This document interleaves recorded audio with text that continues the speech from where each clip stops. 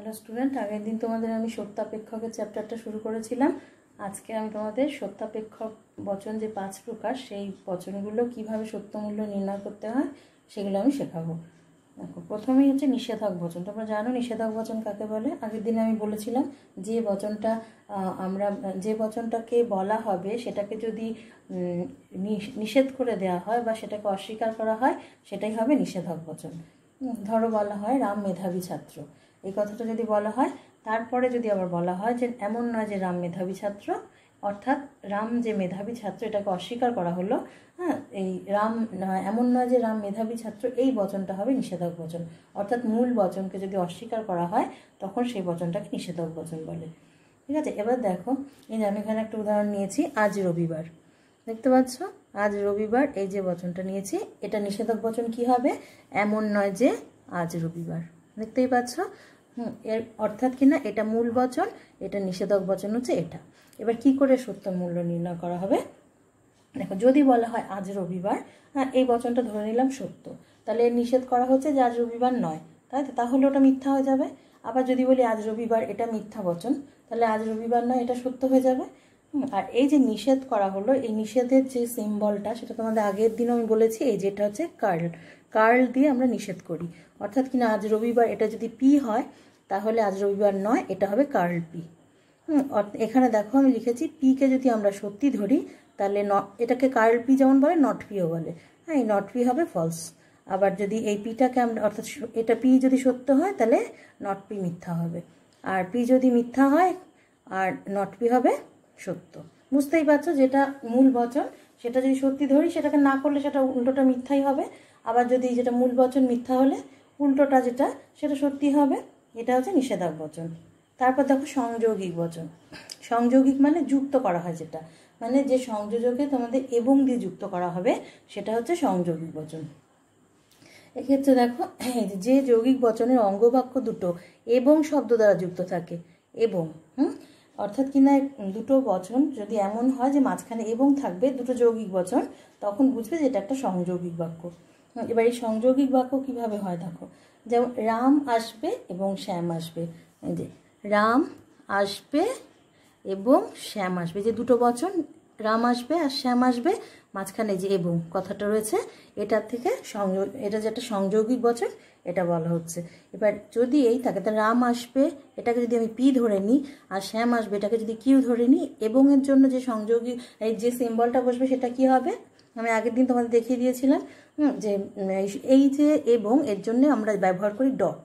তাহলে রাম আসবে এটা যদি পি ধরে নিই, হ্যাঁ, আর শ্যাম আসবে এটাকে কিউ ধরে নিই, তাহলে এটা কি হবে? তাহলে পি ডট কিউ হবে, যে পি ডট কিউ। এবার এই সংযোগিক বচনের সত্যমূল্য যদি নির্ণয় করতে হয়, সংযোগিক বচন যখন সত্যমূল্য নির্ণয় করতে হবে, যে কটা অঙ্গবচন থাকবে সে কটাকে একবার ট্রু একবার ফলস করে ধরে নিতে হবে। এই যে দেখো, পি এর জন্য আমি একবার টি ধরেছি, একবার এফ ধরেছি। কিউ এর জন্য একবার টি ধরেছি, একবার এফ ধরেছি।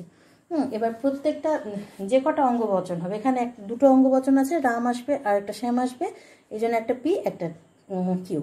ঠিক আছে, এবার যখন এই দুটো সারণী গঠন করতে হবে, তখন যে কটা অঙ্গবচন আছে সেই কটা সত্য, যে কটা অঙ্গবচন আছে সে কটা মিথ্যা ধরে নিতে হবে। এবার প্রথম যে সারিটা করতে হবে তাতে যে কটা সত্য পরপর লিখে নিতে হবে, আবার যে কটা মিথ্যা পরপর লিখে নিতে হবে, তারপর আবার অল্টারনেট করে ট্রু ফলস লিখতে হয়। এই দেখো, আমি পি এর জন্য একটা টি আর একটা কিউ এর জন্য টি ধরেছি, তো দেখো যে পি এর টিটা আর কিউ এর টিটা আগে লিখেছি, তারপর পি এর জন্য যে ফলসটা সেটা এখানে লিখেছি, কিউ এর ফলসটা এখানে লিখেছি, তারপর অল্টারনেট করে নিয়েছি। দেখো টি এফ টি এফ। ঠিক আছে, এবার যখন মানে ডটের মানে সত্যমূল্য নির্ণয় করব, তখন সেই ক্ষেত্রে শুধুমাত্র যখন দেখবে দুটো সংযোগিক বচন সত্য আছে তখনই কেবলমাত্র ফলাফল সত্য হতে পারে। দুটোকেই সত্য হতে হবে। অর্থাৎ এই যে রাম আসবে এটাও সত্য হতে হবে, শ্যাম আসবে এটাও সত্য হতে হবে। এই দুটো যদি বাক্য মানে দুটোই যদি সত্য হয় তখনই আমরা বলতে পারবো যে এই যে রাম আসবে এবং শ্যাম আসবে এই বাক্যটা পুরোটাই সত্য। কিন্তু আর কোনো ক্ষেত্রেই কিন্তু ডটের ক্ষেত্রে সত্য হয় না। যদি একটা ধরো রাম আসবে এটা সত্য হলো, শ্যাম আসবে এটা মিথ্যা হয়ে গেল, তাহলেও কিন্তু এর সত্য মূল্যটা মিথ্যাই হবে। আবার রাম আসবে এটা যদি মিথ্যা বচন হয়, শ্যাম আসবে এটা যদি সত্যি হয় তাহলেও মিথ্যা হবে। আবার রাম আসবে শ্যাম আসবে দুটোই যদি মিথ্যা হয় তাহলে তো মিথ্যা হবেই। ঠিক আছে, তাহলে ডটের ক্ষেত্রে কি দেখতে পাচ্ছ? একমাত্র যদি দুটো সত্য থাকে এখানে দেখো দুটো টি আছে, তাহলে পি ডট কিউতে সত্য। আর সব ক্ষেত্রে মিথ্যা। এটা মানে আগেরটা সত্য হোক পরেরটা মিথ্যা হোক মিথ্যা হবে, আগেরটা মিথ্যা হোক পরেরটা সত্য হোক মিথ্যা হবে, দুটোই মিথ্যা হোক মিথ্যা হবে। তাহলে ডটের ক্ষেত্রে দেখা যাচ্ছে কি শুধুমাত্র দুটো যদি সত্য হয় তখনই সত্য হবে। ঠিক আছে, এটা হচ্ছে সংযৌগিক বাক্যের সত্যমূল্য। এবার দেখো প্রাকল্পিক বচন। প্রাকল্পিক বচন মানে যদি তবে দিয়ে যেগুলো গঠিত হয়, তাই তো? যে যৌগিক বচনে অঙ্গবাক্য দুটো এই যে যদি তবে দিয়ে গঠিত হয় সেটাই হচ্ছে প্রাকল্পিক বচন। এবার প্রাকল্পিক বচনের ক্ষেত্রে যখন এই যে উদাহরণটা দিয়েছি দেখো, যদি মেঘ হয়, মেঘ করে তবে বৃষ্টি হবে, এই একটা উদাহরণ। ঠিক আছে, তাহলে এটাকে আমি মেঘ হয়টাকে পি ধরে নিলাম আর বৃষ্টি হবেটাকে কিউ ধরে নিলাম। ঠিক আছে, তাহলে এই যে মেঘ করে পি আর বৃষ্টি হয় কিউ। তাহলে আমি এটাকে সিম্বলাইজ করবো কি করে? P implies Q. এটাকে ইমপ্লাইজ বলে, হ্যাঁ, হর্ষও বলে আর ইমপ্লাইজও বলে। P implies Q. এবার দেখো সেই পি আর কিউ এর আলাদা করে ঘর করেছি। এই পি এর জন্য পি আর কিউ এর জন্য দুটো টি আর পি আর কিউ এর জন্য দুটো ফলস। তোমাদের বললাম না যে কটা অঙ্গবাক্য হবে পরপর টি টি টি আর ফলস ফলস লিখে নিতে হবে আর তারপরে অল্টারনেট করে লিখতে হবে। ঠিক সেরকম ওটাই আগেরটাতে যেমন দেখালাম ডটের ক্ষেত্রে, এখানেও ঠিক তাই করেছি আমি। পি এর জন্য একটা টি, কিউ এর জন্য একটা টি, আর পি এর জন্য একটা ফলস, কিউ এর জন্য একটা ফলস। এখানে ঠিক তাই টি এফ করে নিয়েছি। এবার দেখো এই যখন এই ইমপ্লাইজ থাকবে তখন কিভাবে সত্যমূল্য হবে? যদি প্রথমটা সত্য হয় দ্বিতীয়টা সত্য হয় তাহলে সত্য হবে সত্যমূল্য। প্রথমটা সত্য দ্বিতীয়টা সত্য, এখানে তো সত্য হতেই হবে, তাই না? দুটোই সত্য যেহেতু এখানে সত্য। কিন্তু দেখো প্রথমটা যদি সত্য হয় দ্বিতীয়টা মিথ্যা হয়, অর্থাৎ কিনা যদি মেঘ করে, এই মেঘ করাটা সত্য হলো কিন্তু বৃষ্টি হয় এটা মিথ্যা হয়ে গেল, তাহলে কিন্তু এটা মিথ্যা হয়ে যাবে। দেখেছ, প্রথমটা সত্যি দ্বিতীয়টা মিথ্যা, এরকম যদি কখনো অপশান হয় তখন কিন্তু সত্যমূল্য প্রাকল্পিক বচনে মিথ্যা হয়। আর যদি দেখো দুটো সত্য আছে সত্য হবে, কিন্তু যদি প্রথমটা মিথ্যা হয় দ্বিতীয়টা সত্য হয় তাহলেও সত্য হবে। হ্যাঁ, এখানে যদি প্রথমটা এই দেখো এখানে কিন্তু প্রথমটা সত্য ধরেছিলাম কিন্তু দ্বিতীয়টা মিথ্যা, এক্ষেত্রে মিথ্যা হয়েছে। কিন্তু যদি প্রথমটা মিথ্যা হয় দ্বিতীয়টা সত্য হয় তাহলে সত্য হবে। আবার দুটোই যদি মিথ্যা হয় তাহলেও কিন্তু সত্যমূল্য সত্য হবে। তাহলে প্রাকল্পিক বচনের ক্ষেত্রে দেখা যাচ্ছে কি যে শুধুমাত্র প্রথমটা বা পূর্বগ সত্য অনুগ মিথ্যা, এই ক্ষেত্রেই শুধুমাত্র সত্যমূল্য মিথ্যা হতে পারে, আর সব ক্ষেত্রেই সত্য হবে।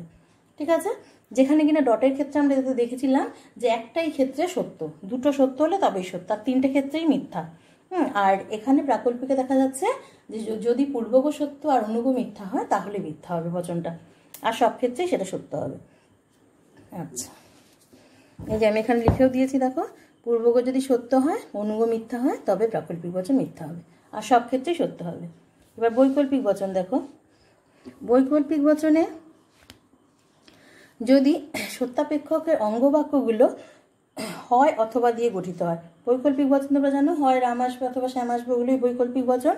সেই ক্ষেত্রে এই যে হয় রাম আসবে অথবা শ্যাম আসবে, এই যে বৈকল্পিক বচন। এখানে রাম আসবেটাকে আমি পি ধরে নিয়েছি, শ্যাম আসবেটাকে কিউ ধরে নিয়েছি।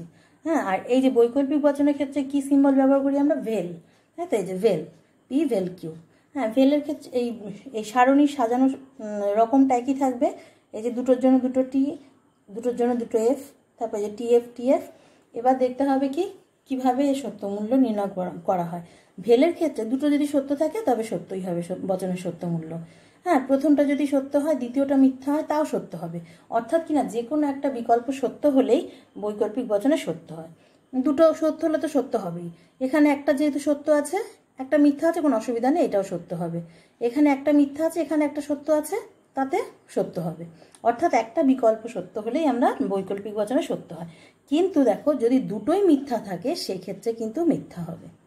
অর্থাৎ দুটো মিথ্যা বচন থেকে একটা সত্য কখনো মানে নিশ্চিত হতে পারে না। দুটো যদি মিথ্যা হয় তাহলে সিদ্ধান্ত মিথ্যাই হবে, বা ওই বচনাকারটা মিথ্যাই হবে। আর সব ক্ষেত্রে অর্থাৎ যে কোনো একটা বিকল্প যদি সত্যি হয়, দুটো হলে তো কথাই না হবেই, হ্যাঁ, আর যদি যে কোনো একটা বিকল্প সত্য হয় তাহলে বৈকল্পিক বচনের ক্ষেত্রে সবই সত্য হবে। তাহলে এখানে একটা ক্ষেত্রে মিথ্যা হবে কখন? যখন দুটো বিকল্পই যদি মিথ্যা হয় তাহলে মিথ্যা হবে, আর কোনো ক্ষেত্রে বৈকল্পিক বচনে মিথ্যা হবে না। ঠিক আছে, এবার দেখো দ্বিপ্রাকল্পিক বচন। দ্বিপ্রাকল্পিক মানে হচ্ছে কি ওই যে বচনগুলো তোমাদের ট্রিপল বার দিয়ে তৈরি করা হয়। দেখো যদি এবং কেবলমাত্র যদি, এই ধরনের বচন। যে সত্যাপেক্ষক বচনে অঙ্গবাক্য দুটো যদি এবং কেবল যদি, অর্থাৎ কি না দ্বিপ্রাকল্পিক বচন মানে এই কথাটা থাকবে, যদি এবং কেবল যদি। রাম যাবে যদি এবং কেবল যদি শ্যাম যায়, এরকম ধরনের যদি বাক্য থাকে তখন বুঝতে হবে ওটা দ্বিপ্রাকল্পিক বচন। এই যে রাম আসবে, এটা রাম আসবে লিখেছি আমি, রাম আসবে যদি এবং কেবল যদি শ্যাম আসে। দেখতে পাচ্ছ যদি এবং কেবল যদি এই কথাটা রয়েছে, তার মানে এটা একটা দ্বিপ্রাকল্পিক বচন।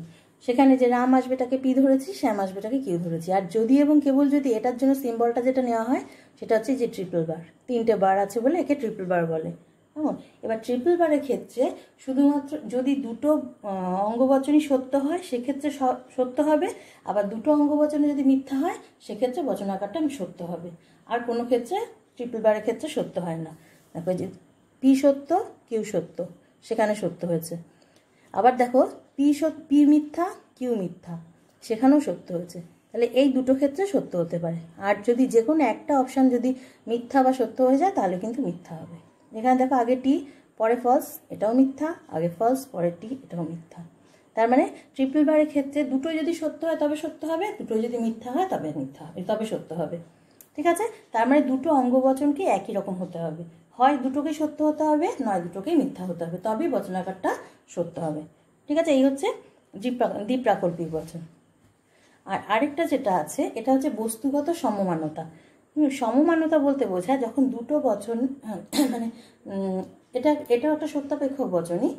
এবার এটা কি হয়, দুটো বচনের সত্য মূল্য যদি একই রকম হয়, হ্যাঁ, কিন্তু দুটো বচনের আকার কিন্তু আলাদা থাকবে, কিন্তু এদের সত্য মূল্যটা একই হবে। যেমন দেখো আমরা যখন একটা বচন বলি এই যে রাম আসবে, তারপর আমরা সেটাকে নিষেধ করে দিই যে রাম আসবে না, তখন আমরা কি লিখি? পি নট পি, এটাই তো লিখি। হ্যাঁ, কিন্তু দুটো বচনের সত্য মূল্য কি এক? পুরোটাই উল্টো, তাই তো? রাম আসবে মানে হ্যাঁ, রাম আসবে না মানে না। তার মানে কি রাম আসবে যদি সত্যি হয় তাহলে রাম আসবে না মানে সত্যি নয়, তাই তো? এটা কিছুটা অঙ্কের মতো, তোমরা মাইনাস মাইনাস হয়ে গেলে প্লাস করে দাও না, ঠিক সেরকম।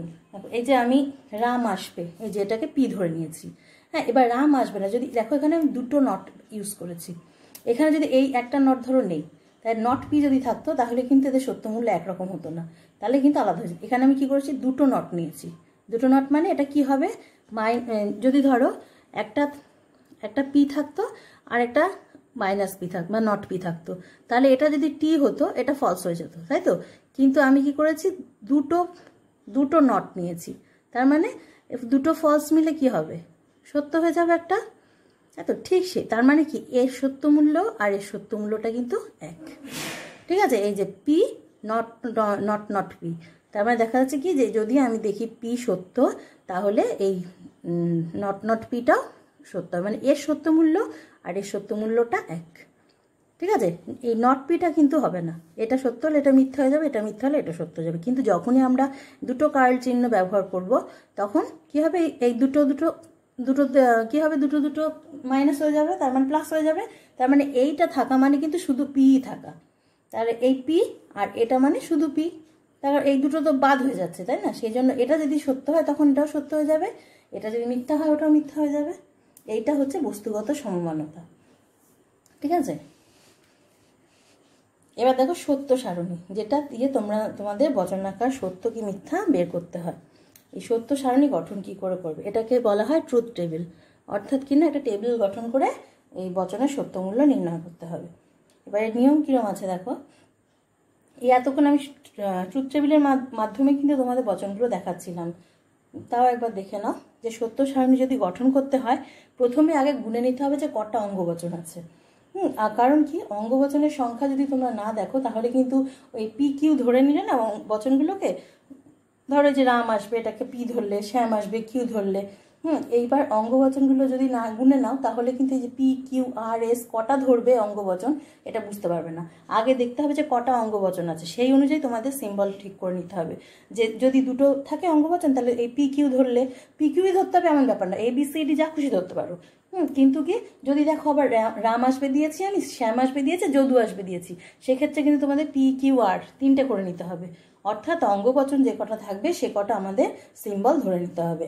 এই যে দেখো সত্য সারণী গঠন করতে হলে প্রথমে কটা অঙ্গবচন রয়েছে সেটা লক্ষ্য করতে হবে। কারণ কি অঙ্গবচন, এই যে অঙ্গবচনের ক্ষেত্রে দেখো পি আর ডট পি কিউ লিখে রেখেছি, কারণটা কি তোমাদের বোঝানোর জন্য যে অঙ্গবচনগুলোকে আমরা যে পি কিউ ধরে করি সেটাই, এর সংখ্যার উপরে সত্য সারণী নির্ভর করে। ঠিক আছে। দ্বিতীয়ত দেখো, সারির সংখ্যা ঠিক করার পরে সেগুলো বাম দিক থেকে ডান দিকে লিখতে হবে। অর্থাৎ কিনা এই যে আমরা এই যে সত্য সারণীগুলো গঠন করছিলাম সেখানে কি হবে, বাদিক থেকে ডান দিকে সারি গঠন করতে হবে। হ্যাঁ, মাঝখান থেকে বা ডান দিক থেকে ওরকম করে হবে না, একদম বাদিক থেকে ধরে ধরে ঠিক করে করে লিখতে হবে। আর সব শেষে এই যে সারিগুলো গঠন করা হচ্ছে সব শেষে, অর্থাৎ যে সারিটা আমাদের নির্ণয় করতে দেওয়া হয়েছে সেটা একদম সবার শেষে লিখতে হবে। এই যে সব শেষে মূল সারিটা লিখতে হবে। হ্যাঁ, যেটার কিনা এই যে যেটার কিনা সত্য মূল্য আমাদের নির্ণয় করতে হবে। এবার যে সারিটা আমাদের নির্ণয় করতে হবে, হ্যাঁ, অর্থাৎ কিনা শেষ সারিটা, সেটাকে বলা হয় ফলস্তম্ভ। এই যে এটাকে মানে শেষ সারি, যেটা কিনা আমরা নির্ণয় করার বিষয় আমাদের, যেটাকে আমাদের বলছে যে এই সত্য সারণীটা কি হবে নির্ণয় করো, সেটাকে বলা হয় ফলস্তম্ভ, কিংবা রেজাল্ট কলাম বলে। কেমন?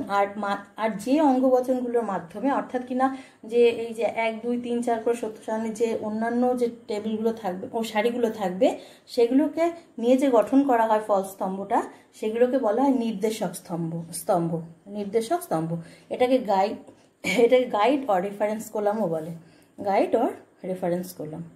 ঠিক আছে, শুধু নিয়মগুলো দেখতে থাকো, পরে আমি তোমাদের তো করে করে দেখাবো। 3 নম্বর দেখো, অঙ্গবচনগুলো, এই যে অঙ্গবচনগুলো আমরা ব্যবহার করছি এগুলো সব আমরা ইংলিশ লেটারের সাহায্য নিয়ে করি। হ্যাঁ, অ আ ক খ লিখে নিশ্চয়ই আমরা করব না, PQRS এভাবেই লিখব। আর কি সত্যমূল্য নির্ণয়ের জন্য এই প্রত্যেকটা অঙ্গবচনকে আমরা টু ধরে নেব। কারণ কি, মানে একটা সত্য একটা মিথ্যা ধরতে হবে। ধরো একটা পি হচ্ছে একটা অঙ্গবচন, হ্যাঁ, সেক্ষেত্রে ওই পি আমরা তো জানি না পি এর সত্যমূল্যটা কি, সেই জন্য ওটাকে একবার টি ধরবো একবার ফলস ধরবো। যেহেতু আমরা পি এর সত্যমূল্য সঠিকটা যে কি সেটা জানি না, সেই জন্য প্রত্যেকটা ক্ষেত্রে আমাদের কি করতে হবে, প্রত্যেকটা অঙ্গবচনকে একবার সত্য ধরে নিতে হবে একবার মিথ্যা ধরে নিতে হবে। না হলে আমরা তো একদম কনফার্ম হয়ে বলতে পারি না যে পিটা কি। সেই জন্য পিটাকে একবার টি একবার কিউ ধরে নিলাম। আবার যখন আবার আরেকটা অঙ্গবচন নেব কিউ, সেটাকেও একবার টি একবার ফলস ধরে নিতে হবে। তাহলে দেখা যাচ্ছে কি এক একটা অঙ্গবচনের জন্য দুবার করে আমাদের ইউজ করতে হচ্ছে, একটা সত্য একবার মিথ্যা। সেক্ষেত্রে যদি দেখো একটা অঙ্গবচন হয়েছে তাহলে সেখানে তার সারি হবে দুটো, সেটা 2 টু দি পাওয়ার 1 করে নিতে হবে। ধরো পি রয়েছে শুধু, তাহলে পি হলে কি হবে, একটা সত্য একটা মিথ্যা হবে।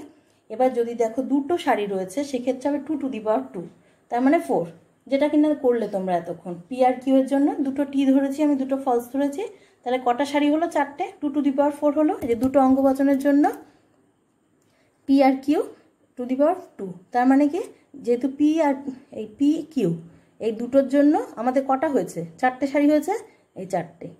যদি শুধু পি থাকতো তাহলে কি হতো, টি আর ফলস এই দুটো হতো, এই যে 2 টু দি পাওয়ার 1, তার মানে 2।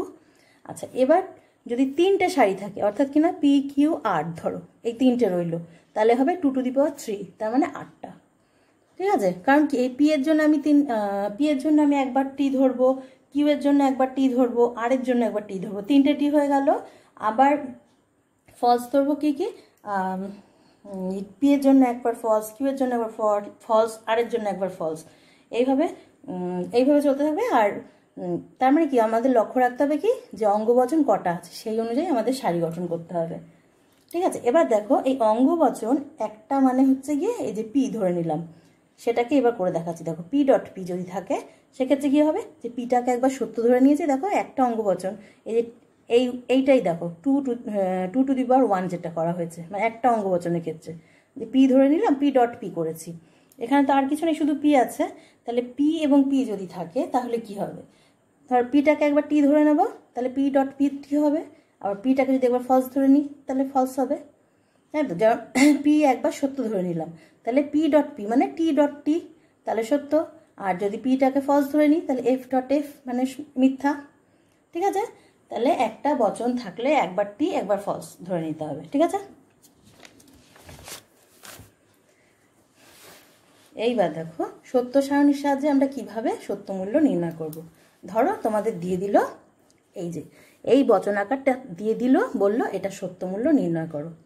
সেই ক্ষেত্রে এই যে আমি তোমাদের বলছিলাম না, বাদিক থেকে সারি তৈরি করতে হবে, হ্যাঁ, কটা অঙ্গবচন সেটা লক্ষ্য রাখতে হবে। এই অঙ্কটা এবার তোমাদের আমি করে দেখাচ্ছি। দেখো কটা অঙ্গবচন পেয়েছো এখানে, পি আর কিউ দুটো, তাই তো, আর তো কিছু নেই। একদম প্রথমেই লক্ষ্য করে নেবে কটা অঙ্গবচন।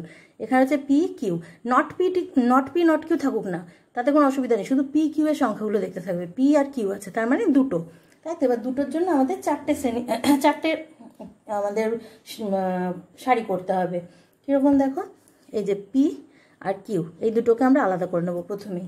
তাহলে পি এর জন্য একটা টি, কিউ এর জন্য একটা টি, আবার পি এর জন্য একটা ফলস, কিউ এর জন্য একটা ফলস। এই হচ্ছে প্রথম সারিটা। এবার কিউ এর জন্য করে নেব কি, এই একটা টি, একটা এফ, একটা টি, একটা এফ, এই হয়ে গেল। এই প্রথম দুটো সারি কিন্তু এরমই হবে। এবার আমাদের কি বলেছে, পরে আমাদের ছোট্ট ছোট্ট ভেঙে ভেঙে টুকরোগুলো করে করে করে নিতে হবে, তারপর আমরা মেইন অঙ্কটা করব। হ্যাঁ, এখানে যে পি পেলাম, পি এর ভ্যালুগুলো পেয়ে গেলাম, কিউ এরটা পেয়ে গেলাম। এবার পি এরটা তো আমরা জানি, কিন্তু আমরা নট কিউ এরটা জানি না, তাই তো। এবার নট কিউ এরটা আলাদা করে বের করে নিতে হবে। নট মানে কি, কিউকে অস্বীকার করা হচ্ছে।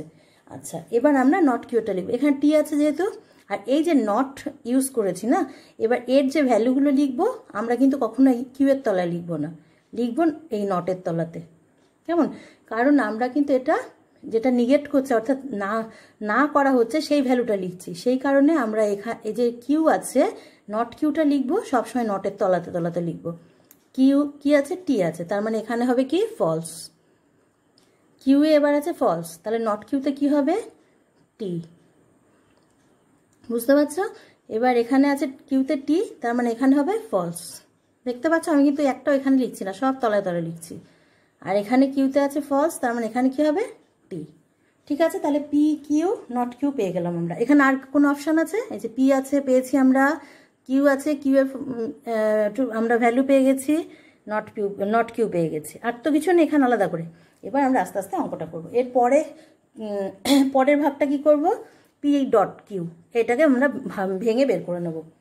তারপরে আমরা এটাকে ভেঙে বার করে নেব, তারপরে পুরো অঙ্কটা করব। এবার আমরা পি ডট কিউ কী হবে জানি না, সেটাকে বার করে নেব একদম সরল অঙ্কের মতো। পি এর ভ্যালু পেয়ে গেছি, কিউ এর ভ্যালু পেয়ে গেছি। এবার আমরা ডটেরটা বের করে নেব, যে পি ডট কিউ, এটা কি হবে, দুটো টি আছে মানে এটা টি হবে পি ডট কিউতে। আর এই যে আমরা ভ্যালুগুলো সব লিখবো, সব সিম্বলের তলায় তলায় লিখতে হবে, কিন্তু এই যেখানে সেখানে টি এখানে এখানে লিখে দিলে এরকম হবে না, এই ডটের তলাতেই লিখতে হবে টি। দুটো টি মিলে টি হয়েছে। আর টি আর এফ থাকলে কি হবে, ডটের ক্ষেত্রে ফলস হবে, এফ টি থাকলে কি হবে, ফলস হবে, আর এফ এফ থাকলে তো ফলস হবে। তোমাদের আলাদা আলাদা করে আমি কিন্তু নিবেশন দৃষ্টান্তগুলো দেখিয়েছি। ঠিক আছে, তাহলে ডটের ক্ষেত্রে দেখতে পাচ্ছ প্রথমটা সত্য আর সব কটা মিথ্যা হয়েছে, তাই তো। এবার পি ইমপ্লাইজ নট কিউতে কি হবে দেখে নাও, পি পেয়েছি নট কিউ পেয়েছি, তাই তো। এবার আমাদের লক্ষ্য করতে হবে পি এর ঘর আর নট কিউ এর ঘর, এটা তখন কিন্তু আর দেখবে না।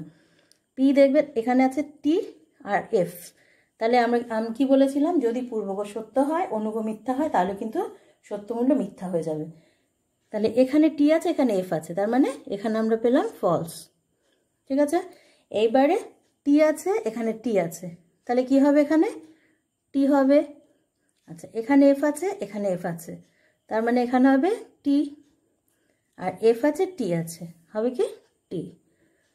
কারণ এই একটা মাত্র ক্ষেত্রেই আমরা কিন্তু এমপ্লাইজে দেখতে পাই মিথ্যা হয়, সত্য আর মিথ্যাই ক্ষেত্রে, আর সব কটাতেই সত্য হয়। আচ্ছা, তাহলে আমরা এটা পেলাম, এটা পেলাম। এবার এই দুটোকে অ্যাড করলে কি হবে, এবার আমরা সেই সত্যমূল্য নির্ণয় করব। এই যে পি ডট কিউ পেয়ে গেছি, পি ইমপ্লাইজ নট কিউ পেয়ে গেছি। এবার এই দুটোকে যদি আমরা ডট দিয়ে জয়েন করি তাহলে কি হবে সেটা আমরা করব। পি ডট কিউ মানে টি, আর পি ইমপ্লাইজ নট কিউ মানে এফ। তাহলে এই দুটোকে যদি আমি ডট দিয়ে অ্যাড করি তাহলে কি হবে, এফ হবে। এখানে এফ টি মানে এফ হবে, কারণ ডটের ক্ষেত্রে দুটোকেই সত্য হতে হবে, তবেই তো সত্য হবে। এখানে এফ টি মানে এফ, আর এখানে এফ টি মানে এফ। ঠিক আছে, তাহলে দেখতে পাচ্ছ সব কটা এফ বেরিয়েছে। এই সব কটা যদি এই দেখো যে ফলস স্তম্ভ বা যেটা কিনা রেজাল্ট করলাম, বা এটা মূল স্তম্ভ মানে যেটা তোমাদের নির্ণয় করতে দেওয়া হয়েছে, এই অঙ্কটাই তো করতে দিয়েছে তোমাদের। সুতরাং এখানে আমরা যেটা পেলাম সেটা হচ্ছে রেজাল্ট পুরো। হ্যাঁ, এইটা দেখে আমাদের নির্ণয় করতে হয় যে এই বচনাকারটা সত্য মূল্যটা কি। তাহলে আমরা দেখতে পাচ্ছি কি প্রত্যেকটা সারিতেই আমরা ফলস পেয়েছি। হ্যাঁ, তার মানে এটা হচ্ছে একদম এটা হচ্ছে শত মিথ্যা। এই আকারের বচন আকারকে বলা হয় শত মিথ্যা। ঠিক আছে, যখন দেখবে সব ফলস বেরিয়েছে তখন এইটাকে বলা হবে শত মিথ্যা। ঠিক আছে, এবারে পরেরটা দেখো। এই যে এইটা হচ্ছে বচন আকার, পি ইমপ্লাইজ। এই যে আমরা সরল অঙ্কে তো এটাকে থার্ড ব্র্যাকেট বলি, তাই তো, কিন্তু লজিকে এটা সেকেন্ড ব্র্যাকেট। হ্যাঁ, আর সরল অঙ্কে যেটা সেকেন্ড ব্র্যাকেট সেটা লজিকে থার্ড ব্র্যাকেট। আচ্ছা দেখো, নট পি আছে ইমপ্লাইজ ফার্স্ট ব্র্যাকেট দিয়ে কিউ, ওয়েল নট কিউ আছে। দেখো এটাকেও আমরা ছোট্ট ছোট্ট করে ভেঙে ভেঙে কিন্তু করতে হবে সবসময়। এখানেও পি কিউ আছে, তার মানে পি কিউ এর বাইরে কিছু নেই যেহেতু, এখানেও সেই 4টে সারি হবে। আবার সেখানে আমরা টি টি এফ এফ এরকম লিখে নেব। তারপর কিউ এর ঘরে টি এফ টি এফ এই লিখে নিলাম। এবার নট পি এর ঘরে ঠিক উল্টোটা লিখতে হবে। টি এ কি আছে, এখানে হবে ফলস, এখানে টি এর ঘরে হবে ফলস, এফ এর ঘরে হবে টি, আর এখানে এফ এর ঘরে হবে টি। এই নট পি পেয়ে গেলাম। এবার নট কিউ দেখবো আমরা কি আছে। কিউ এরগুলো দেখে নাও, টি আছে এখানে, তার মানে এখানে হয়ে যাবে ফলস, আর এখানে হয়ে যাবে ট্রু, এখানে হয়ে যাবে ফলস, আর এখানে হয়ে যাবে ট্রু। ঠিক আছে, তাহলে নট পি নট কিউ দুটোই পেলাম আমরা। আচ্ছা, এবারে আবার ভেঙে দেখো। এবার ফার্স্ট ব্র্যাকেটটা একদম সরল অঙ্কের মতো। আমরা সরল অঙ্কে কী করি, আগে ফার্স্ট ব্র্যাকেট একটুকু করি, তারপর সেকেন্ড ব্র্যাকেট করি, এবার থার্ড ব্র্যাকেট করি, এইভাবে করি তো, ঠিক সেরকম করে। এই যে এবার ফার্স্ট ব্র্যাকেটে কী আছে, কিউ ভ্যাল নট কিউ। এবার আমরা কিউ এর ভ্যালুও জানি, নট কিউ এর ভ্যালুও জানি, তাই তো। কোথায় আছে কিউ দেখো, এই যে কিউ আছে নট কিউ আছে। তাহলে ভেল দিয়ে যদি করা হয় তাহলে কি হবে, বলেছি কি ভেলে একটা বিকল্প যদি সত্য হয় তাহলে পুরোটাই সত্য হবে, তাই তো। তাহলে এখানে টি আছে, এখানে এফ আছে, তার মানে এখানে টি হবে। এটা লক্ষ্য করো, প্রত্যেকটা সিম্বলের তলায় কিন্তু আমি লিখছি এফ আছে টি আছে, তার মানে এখানেও টি হবে। এখানে টি আছে, এখানে এফ আছে, তার মানে এখানেও টি হবে। এফ আছে টি আছে, তার মানে এখানেও টি হবে। হ্যালো, আচ্ছা এবার দেখো, এবার আমরা এই সেকেন্ড ব্র্যাকেট পর্যন্ত পুরোটা নেব, কারণ এইটুকু আমাদের কাজ হয়ে গেল, এই কাজটুকু পেয়ে গেলাম। এবার আমরা এটাকে নিয়ে করব, এই নট পি। এবার নট পি এর ভ্যালু আমরা জানি, এটার সাথে এটাকে দেখব কি আছে, এটা কি ইমপ্লাইজ দিয়ে অ্যাড করতে হবে। এটা পেলাম, তাহলে এটার সাথে আমরা এটা দেখব, তাই তো। এই যে যদি দেখি এখানে এফ আছে, এখানে টি আছে, তার মানে কি হবে, এফ টিতে টি হবে, কারণ আমাদের এখন এটা দেখার বিষয় যেহেতু ইমপ্লাইজের তলাতে লিখবো, তাই তো। এফ আছে টি আছে, টি বসালাম, এফ টি এখানেও টি হবে, টি টিতে টি হবে, আর টি টিতে এখানেও টি হবে। ঠিক আছে, এবার আমরা পুরো অঙ্কটাকে করব। আমরা এটাকে একবার পেয়ে গেলাম, এটাকে আলাদা করে বের করলাম, তার মানে আমরা এখান থেকে এতটুকু কিন্তু ভ্যালু পেয়ে গেছি। এবার আমাদের ট্রুথ ভ্যালু কোনটা বের করতে হবে, পুরো অঙ্কটা। এই হচ্ছে এবার পুরো অঙ্কটা। এবার আমরা কিন্তু পি এর ভ্যালুটা জানি, তাই তো, কিন্তু আমরা এটাকে শুদ্ধ পি এর ভ্যালু জানি না, এই জন্য পি এর সাথে এটাকে ম্যাচ করতে হবে। এই যে পি আর এইটা, এই লাইনটার সাথে এই লাইনটা এবার আমাদের অ্যাড করতে হবে। এই যে টি আছে, তার মানে টি ইমপ্লাইজ টিতে কি হয়, টি। টি আছে, এখানেও কি হবে, টি হবে। এফ টিতে টি, এখানেও এফ টি আছে, মানে টি। তাহলে দেখতে পাচ্ছ এখানে যেমন পুরো এটাতে পুরো মিথ্যা ছিল, শত মিথ্যা হয়েছে, এখানে পুরোটা সত্য আছে, এটা হচ্ছে শত সত্য। এই বচনাকারটা এটাকে বলা হয় শত সত্য। এখানে লিখবে বচনাকারটি, লিখে নেবে বচনাকারটি শত সত্য, এখানেও তাই লিখে নেবে বচনাকারটি শত সত্য। ঠিক আছে, এভাবে লিখবে, বুঝতে পেরেছ। যখনই দেখবে এক লাইনে সব টি রয়েছে তাহলে শত সত্য, যখন দেখবে এক লাইনে সব ফলস রয়েছে তখন শত মিথ্যা। আচ্ছা, এবার এইটা দেখো,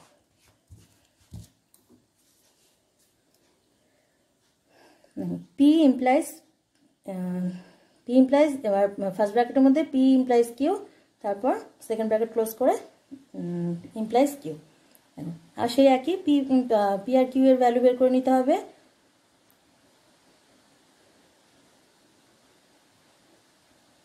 নিলাম, এবার কিউটাকে করে নিতে হবে টিএফ হয়ে গেল পি কিউ এর ভ্যালু বের করা।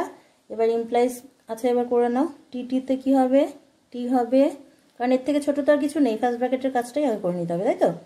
টিতে টি, টিএফে কি হয়, এফ হয়, এফটিতে টি, এফে টি হলো। এবার ফার্স্ট ব্র্যাকেটের কাজ হয়ে গেল, এবার আমাদের পুরো সেকেন্ড ব্র্যাকেট অবধি কাজ করতে হবে। এই যে পি ইমপ্লাইজ এইটা, তাহলে পি জানি আমরা, আর পি ইমপ্লাইজ কিউটা জানি, তাই তো। এই দুটোকে ইমপ্লাইজ দিয়ে অ্যাড করলে কি হবে, টি আর টি করলে হবে টি, টিএফে এফ, এফটিতে টি, এফটিতে টি, ঠিক আছে। তাহলে এই যে আমরা এইটুকু পেলাম ট্রুথ ভ্যালু, এবার আমরা কিউ দিয়ে অ্যাড করব, অর্থাৎ এই অঙ্কটা পেয়ে গেলাম, আর কিউ এর মান আমরা জানি এদিকে, তখন কিউটাকে যোগ করবো, তাই তো। তাহলে এটা আমরা পেয়েছি। এবার এটা কিন্তু লক্ষ্য করে করতে হবে, কারণ এটা প্রথম সারি, তারপরে এইটা, এরম করে দিও না, এটা আগে লক্ষ্য করতে হবে, তারপর পেছনে এটাকে লক্ষ্য করতে হবে। যদি তোমাদের মনে হয় যে এভাবে ভুল হয়ে যাবে, এখানে কিউ এর আরেকটা লাইনও করে নিতে পারো, ঠিক আছে, কিন্তু এভাবেই তোমাদের প্র্যাকটিস করতে হবে, কারণ এখানে কিউ এর লাইন কিন্তু হওয়া উচিত না, কিউ এখানে হয়ে গেছে। যদি তোমাদের অসুবিধা লাগে প্রথম সেটা করে নেবে, কিন্তু মানে যখন আসল অঙ্ক করবে তখন কিন্তু এখানে আর কিউ এর লাইন আর হবে না, কিউ এখান থেকেই দেখে করতে হবে তোমাদের, ঠিক আছে। তাহলে এটা প্রথম আমাদের ধরতে হবে, তাই তো। তাহলে টি আছে, এখানে টি আছে, তাহলে কি হবে টি, এখানে এফ আছে, এখানে এফ আছে, তার মানে এটাও টি হবে। এবার এখানে টি আছে, এখানে টি আছে, কী হবে, এটাও টি হবে। এবার এখানে টি, এখানে এফ, দেখেছো। তাহলে টি এফে কী হয়, ইমপ্লাইজে এফ হয়। তাহলে এখানে কি হলো দেখো, টি আর এফ এর মিশ্রণ আছে, তাই তো। সব সত্যও নেই, আবার সব মিথ্যাও নেই, তিনটে সত্য আছে, আর একটা মিথ্যা আছে। যেহেতু এটা এই সত্য মিথ্যার সংমিশ্রণ, এই ধরনের বচনাকারকে বলা হয় আপতিক বচন,